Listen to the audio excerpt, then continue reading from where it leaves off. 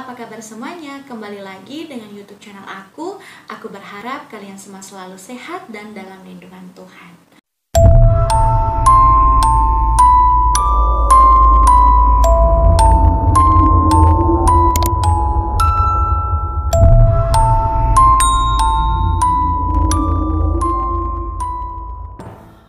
Nah, kali ini aku akan membahas sebuah kejadian yang berkaitan dengan penyihir, di mana saat itu masyarakat desa dituduh sebagai penyihir. Hingga kejadian itu berujung terjadinya eksekusi mati massal. Kejadian ini terjadi pada masa koloni Massachusetts tahun 1692, tepatnya di desa Salem. Nah, pengadilan penyihir Salem atau Salem Witch Trial barangkali adalah salah satu proses pengadilan paling memalukan dalam sejarah. Nah, ratusan orang dituduh sebagai penyihir dan puluhan orang tidak bersalah lainnya dijatuhi hukuman mati tanpa ada bukti yang jelas. Semuanya bermula ketika dua orang anak yang merupakan putri dan keponakan kepala desa setempat berteriak lalu mengamuk tidak terkendali seperti orang kesurupan. Nah, keanehan ini kemudian dialami pula oleh anak-anak lainnya di desa tersebut. Bahkan dokter juga mengatakan bahwa mereka telah menjadi korban praktek sihir, teman-teman. Nah, bagaimana kejadian ini terjadi? Kita langsung saja ke ruang bedah.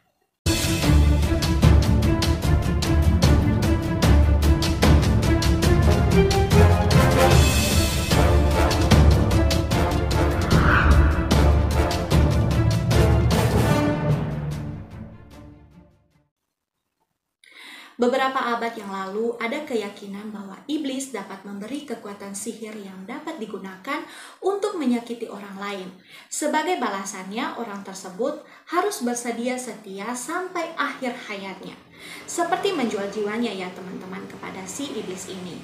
Nah, keyakinan ini setidaknya mulai muncul di Eropa pada awal abad ke-14 dan tersebar luas di kolonial New England. Pada tahun 1689, penguasa Inggris yaitu William dan Mary memulai perang dengan Prancis di koloni Amerika. Nah, perang tersebut menghancurkan wilayah bagian utara New York, Nova Scotia, dan Quebec. Nah, membuat orang-orang mengungsi ke wilayah Essex dan khususnya desa Salem yang terletak di Teluk Massachusetts. Nah, desa Salem sekarang adalah Danvers, Massachusetts. Para pengungsi ini membuat ketegangan di wilayah tersebut dan tidak cukup akur dengan penduduk yang sudah lama menetap di desa tersebut. Persaingan antara keluarga dan keluarga lainnya yang berhubungan dengan kekayaan pelabuhan Salem saat itu mulai memanas, teman-teman. Belum selesai dengan semua itu, pandemi cacar pun muncul dan membunuh banyak orang di tempat itu. Selain itu, kekhawatiran serangan suku-suku asli Amerika yang bertetangga menimbulkan ketegangan, kecurigaan, dan kebencian warga terhadap tetangga mereka. Juga ketakutan mereka terhadap orang yang baru datang dari luar. Selain itu, pendeta pertama yang ditabiskan di desa Salem pada tahun 1689 ternyata tidak disukai karena sifatnya yang rakus dan tamak, teman-teman. Penduduk desa setempat kemudian meyakini bahwa semua kekacauan dan ketegangan yang timbul dilakukan oleh si iblis. Semuanya bermula pada Januari 1692. Ketika itu Elizabeth Paris yang berusia 9 tahun dan Abigail Williams yang berusia 11 tahun. Mereka itu adalah anak perempuan dan keponakan Samuel Paris, menteri desa Salem. Nah, mereka itu dilaporkan mengalami halusinasi. Kedua anak itu menjerit keras dan memberontak tidak terkendali, teman-teman. Nah, bagaimana ceritanya? Dokter setempat yang bernama William Griggs kemudian mengatakan adanya pengaruh hal-hal gaib. Nah, diagnosa itu seolah diperkuat dengan terjadinya peristiwa serupa pada gadis-gadis muda lainnya di wilayah tersebut, termasuk Anne Putnam Jr., Mercy Lewis, Elizabeth Hubbard, Mary Walcott, dan Mary Warren. Nah, pada akhir Februari 1692, surat perintah penangkapan dikeluarkan untuk budak Paris di Karibia. Tituba bersama dengan dua wanita lain di mana mereka adalah pengemis tunawisma yang bernama Sarah Good dan lansia miskin bernama Sarah Ashburn. Mereka itu dituduh telah menyihir gadis-gadis di tempat itu. Tiga penyihir yang dituduh tersebut kemudian dibawa ke hadapan Hakim Jonathan Carwin dan John Hutton untuk diinterogasi pada tanggal 1 Maret 1692. Bahkan yang menuduh mereka muncul di ruang sidang dengan kejang-kejang, berteriak, bahkan menjerit tidak terkendali seperti orang yang kesetanan saat itu.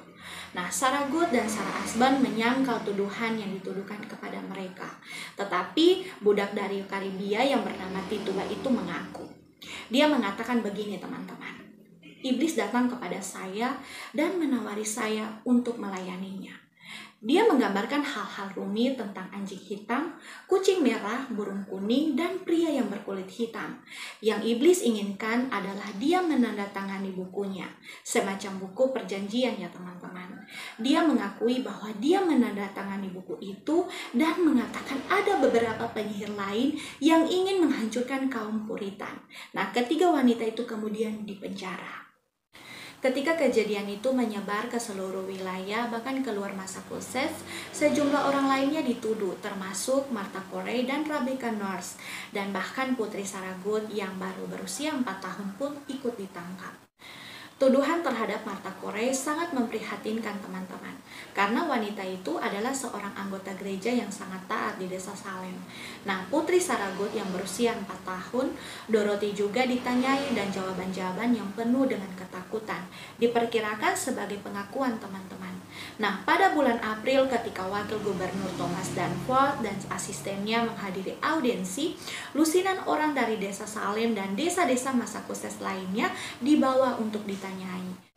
Mirisnya entah untuk menyelamatkan diri atau mengajak yang lainnya agar dia tidak dihukum seorang diri seperti Tituba tadi, beberapa orang yang dituduh sebagai penyihir kemudian mengaku dan menyebutkan nama yang lainnya. Dalam sekejap ada banyak sekali orang yang dituduh sebagai penyihir di desa Salem. Pada tanggal 27 Mei 1692, Gubernur William Phips memerintahkan pembentukan pengadilan khusus Oyer atau yang bertugas untuk mendengar dan terminer atau yang bertugas untuk memutuskan, yang ditujukan untuk wilayah Suffolk, Essex, dan Middlesex. Nah, kasus pertama yang dibawa ke pengadilan khusus adalah kasus Bridget Bishop. Nah, seorang wanita tua yang dikenal karena kebiasaannya yang suka bergosip dan pergaulan bebasnya, ketika ditanya apakah dia melakukan sihir, Bishop hanya menjawab kalau dia tidak bersalah. Nah, dipimpin oleh para hakim Hutton, Samuel Sewell, dan William Staunton, pengadilan menjatuhkan hukuman pertamanya pada Bridget Bishop pada tanggal 2 Juni 1692. Dia digantung 8 hari, kemudian ditempatkan di tempat yang dikenal sebagai Gallows Hill di desa Salem. Nah, pengadilan rupanya mengizinkan adanya bukti-bukti spektral seperti kesaksian tentang mimpi dan juga penglihatan. Yang sebenarnya bukti itu bukanlah bukti yang kuat, karena bisa saja bukti itu dibuat-buat ya teman-teman. Nah, jadi 5 hari setelah eksekusi Bishop, Menteri Cotton Mather menulis surat untuk memohon kepada pengadilan untuk tidak mengizinkan bukti-bukti spektral tersebut. Namun pengadilan mengabaikan permintaan ini. Nah, setelah itu 5 orang dijatuhi hukuman mati dan digantung pada bulan Juli. Nah, pada bulan Agustus menyusul lagi 5 orang. Nah, kemudian 8 orang mengalami nasib yang sama, di mana mereka dieksekusi gantung pada bulan September 1692. Pada 3 Oktober, Increase Mather, ayah Cotton Mather yang waktu itu adalah Presiden Harvard, mengecam penggunaan bukti spektral. Bahkan dia menyatakan bahwa lebih baik 10 tersangka penyihir dibebaskan daripada 1 orang yang tidak bersalah dihukum mati. Nah, sebagai tanggapan atas permohonan Mather, Gubernur Phips yang baru saja diangkat sebagai Gubernur Massachusetts kemudian melarang penangkapan lebih lanjut. Ia juga memerintahkan untuk pembebasan sejumlah tersangka penyihir. Nah, di tengah memudarnya dukungan publik terhadap persidangan, Gubernur Phips akhirnya membubarkan pengadilan Oyer dan terminer pada tanggal 29 Oktober 1692. Sebagai gantinya, Phips membentuk pengadilan tinggi kehakiman yang melarang bukti spektral dan hanya menghukum 3 dari 56 terdakwa. Nah, Phips kemudian mengampuni semua yang berada di penjara atas tuduhan sihir pada Mei 1693. Nah, tetapi sayangnya sejarah kelam telah digoreskan teman-teman. Sebanyak 19 orang digantung di Gallows Hill, bahkan Giles Corey, suami dari Martha, yang sudah berusia 71 tahun menerima hukuman mati yang mengerikan dengan ditekan batu-batu berat sampai dia mati, setelah dia menolak untuk mengajukan pembebasan atas dakwaannya. Nah, sementara itu beberapa orang lainnya banyak yang meninggal di penjara dan hampir 200 orang secara keseluruhan telah dituduh mempraktikkan ilmu sihir. Pada Januari 1697, Pengadilan Umum Massachusetts menyatakan pemberhentian untuk tragedi persidangan penyihir desa Salem. Nah, pengadilan kemudian menganggap bahwa persidangan itu melanggar hukum dengan hakim yang bernama Samuel Sewell secara terbuka meminta maaf atas perannya dalam proses tersebut. Namun bahkan setelah Massachusetts, koloni mengeluarkan undang-undang untuk mengembalikan nama baik orang yang dituduh dan memberikan restitusi keuangan kepada ahli waris sebesar 600 pound sterling pada tahun 1711. Tetapi persidangan itu telah membuat sejarah kelam tentang bagaimana orang-orang tidak bersalah mendapatkan ketidakadilan. Bahkan baru pada tahun 1957 atau lebih dari 250 tahun kemudian, Massachusetts secara resmi meminta maaf atas kejadian tahun 1692 tersebut.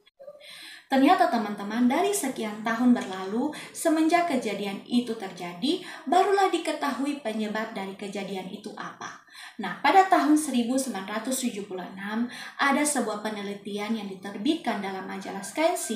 Penelitian itu mencoba mencari tahu apa yang sebenarnya terjadi pada penduduk di desa Salem, sehingga mereka mengalami semacam ilmu sihir massal.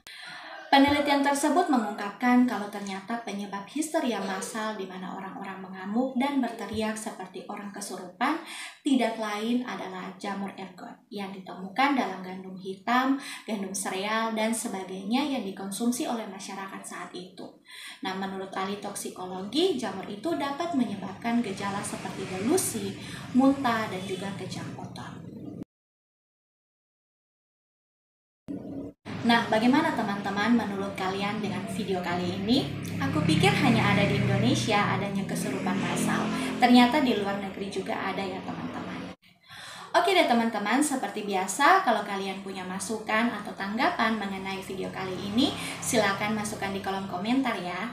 Sampai di sini dulu video dari aku. Terima kasih karena sudah menonton video ini. Sampai ketemu di video selanjutnya.